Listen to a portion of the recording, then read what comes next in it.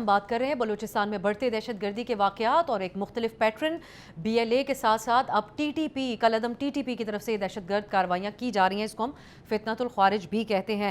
Ambassador Imran صاحب، پہلے آپ نے بات کی، آپ کو بھی اب زیادہ گنجائش نظر نہیں آتی اور مذاکرات میں کے سلسلے میں شامل لوگ بھی یہی بات کرتے تھے کہ طالبان سے بات چیت کرنا اور اس کی پاسداری کی امید رکھنا یہ کوئی اتنا اب ممکن نظر نہیں آتا. جو دیگر ممالک ہیں خطے کے، ان کو بھی خطرات ہیں افغان سرزمین سے آپریٹ کرنے والی دہشت گرد تنظیموں سے. یہ بلکہ روس جس نے افغانستان کو تسلیم کیا، ان کی طرف سے یہ پوائنٹ آؤٹ کیا گیا تھا کہ یہاں 30 سے زائد دہشت گرد تنظیمیں آپریٹ کر رہی ہیں جو خطے کے ممالک کے لیے خطرہ ہے. لیکن اس سے بڑھ کر کوئی کردار کیوں نہیں ہے؟ سب کا یہ افغانستان اور پاکستان کو ایکولی ریسٹرینٹ کے مظاہرے کرنے کا بیان آ جاتا ہے. پھر امریکہ جو وہاں پر ایک جدید اسلحہ چھوڑ کے گیا جو پورے خطے کے لیے خطرہ بنا ہوا ہے، ان کا بھی دوحہ معاہدے کے حوالے سے کوئی اس پہ عمل درآمد کا کوئی مطالبہ نہیں سامنے آتا. تو جو دیگر ممالک ہیں ان کے کردار کو آپ کیسے دیکھ رہے ہیں؟ دیکھیں، ہم سب دیگر ممالک کو اتنی تھریٹ نہیں ہے. یہ ہم نے نیریٹو بنایا ہوا ہے کہ یو این نے بھی کہا ہے 30 ہیں. That is okay, but they are not threatened actually. روس میں کون سا کوئی روس یوکرین سے لڑ رہا ہے؟ روس نے وہ والا سولوشن نکالا ہے کہ اگر ہم نے طالبان سے بات کرنی ہے تو ہم ان کو ریکگنائز کریں، ان کو کیرٹ اینڈ اسٹیک کریں اور ان کے ساتھ بات کریں.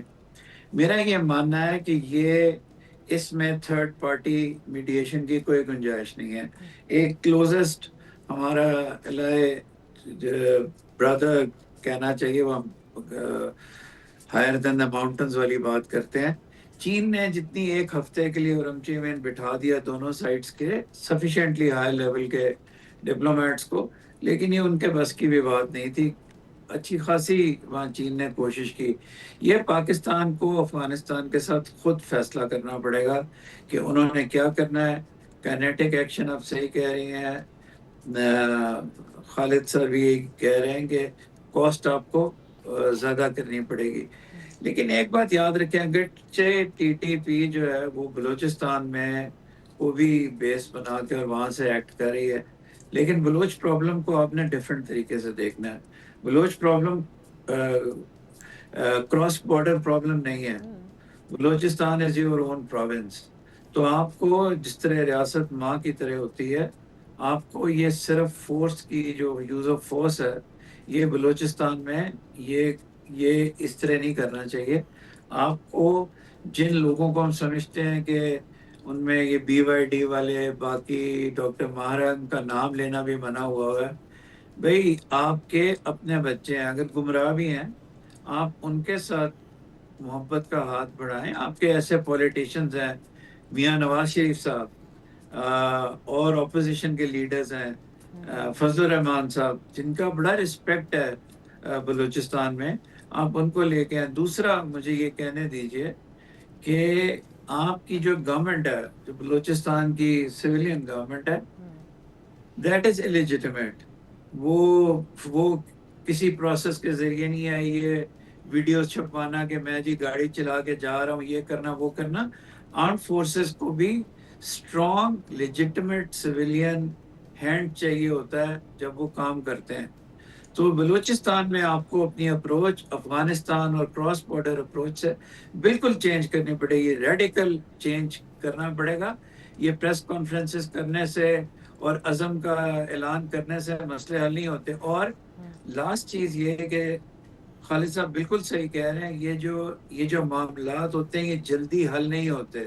ان کے لیے پوری قوم کو، بڑے بے گناہ لوگوں کو سیکریفائس دینی پڑتی ہے. لیکن آپ اپنی پلے بک کو چیک کریں پہلے کہ کہیں ہم غلطی تو نہیں کر رہے. یہ بہت ضروری ہے.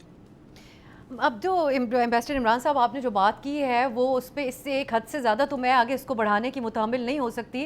لیکن خالد چشتی صاحب، یہاں تک جو بات ہے کہ ایک پولیٹیکلی بہت سی چیزوں کا ریزالو ہونا چاہیے. آپٹکس کے اعتبار سے کل جو زیارت میں حملہ ہوا، سی ایم صاحب بغیر پروٹوکول کے وہاں پر چلے گئے، لیکن یہ حقیقت جو زمینی حقائق ہیں اس سے تو بہت دور بات ہے، کیونکہ بلوچستان کے کئی علاقے نو گو ایریاز بنے ہوئے ہیں. کوئی راستہ بھٹک کے چلا جائے تو وہ زندہ واپس نہیں آتا وہاں سے. دہشت گرد کوارڈینیٹڈ اٹیکس کر رہے ہیں. تو بغیر پروٹوکول کے جانے سے کیا اس حقیقت پہ پردہ پڑ سکتا ہے؟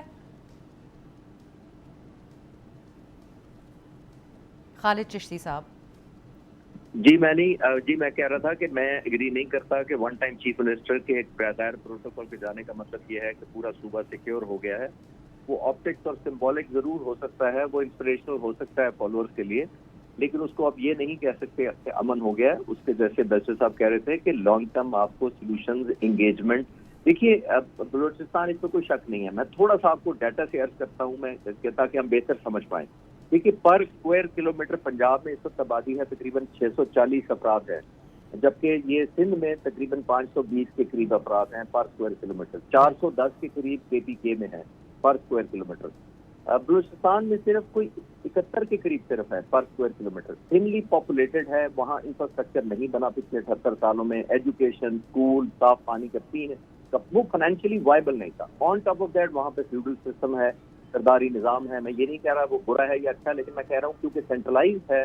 تو میں بلوچستان میں کوئٹہ میں میری 2 دفعہ پاک فضائیہ کی سروس کے دوران میری اسکواڈرن کی پوسٹنگ رہی ہے میری, میں لوگوں سے ملتا تھا. وہاں پہ یہ فیل ہے کہ جب سب کچھ ہے وہ کوئٹہ سینٹرلائز ہے, یعنی سینس آف ڈیپریویشن ہے, اس کو فیول بھی کیا جاتا ہوگا لیکن حقیقت بھی ہے. اور ظاہر ہے حکومت کے لیے 40 یا 50 یا 60 لوگوں کے لیے اتنی دور روڈ نیٹ ورک لے جانا, پانی لے جانا, اسکول, میڈیکل کرنا, اس طرح وائبل نہیں ہوتا. لیکن پھر جب آپ نے ایک ملک بچانا ہے, ایک کنٹریبیوٹ کرنا ہے, دشمن ہمارے بہت اگریسو ہیں, تو پھر ہمیں ایک کیمپین آل آؤٹ کرنی پڑے گی. ابھی میں ریسنٹلی لرن کیا تھا, میں نے کچھ میرے دوستوں سے, کہ اب اس وقت بلوچستان میں ایک کیمپین شروع ہوئی ہے جس کا مطلب یہ ہے کہ وہ وہاں پہ school, colleges, road network, پانی کا پینا, لوکل مینجمنٹ, لوکل ریپرزینٹیٹو کو انگیج کر کے کرنے کا پروسیس شروع ہو چکا ہے. جس کا مطلب ہے کہ کوئٹہ میں بیٹھ کے کوئی فیصلہ نہیں کرے گا کہ جو بازار کہیں پہ بھی بارڈر کے پاس کی جگہ ہیں, وہاں پہ زاہدان کے پاس, ایران کے بارڈر کے پاس آپ جا کے دیکھیں تو وہاں پہ تو روڈ نیٹ ورک کی آلموسٹ انگزسٹنٹ ہے. تو وہ لوکل لوگ فیصلہ کریں کہ تربت کے پاس یا کسی اور جگہ پر کیا ہمیں چاہیے.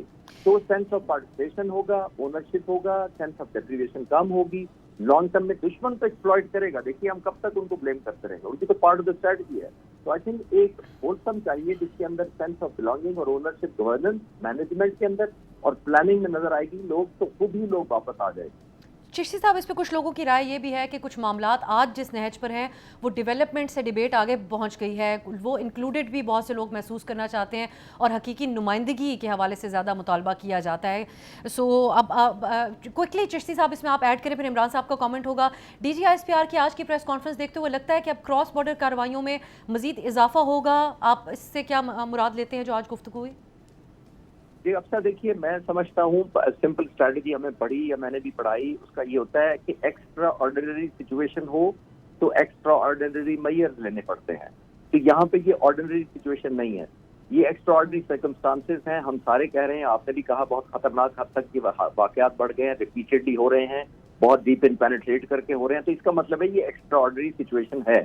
تو اس کے لیے ایکسٹرا آرڈینری اسٹیپس یہ لینے پڑیں گے کہ ہم وہ بکش یا جو نیریٹو میں کہوں گا یا کوئی اور کہے گا, ہولسم اپنے سسٹم کو, ہمارے جو چیلنجز ہیں ان کو ریویو کرنا پڑے گا, اپنے میکنزم کو.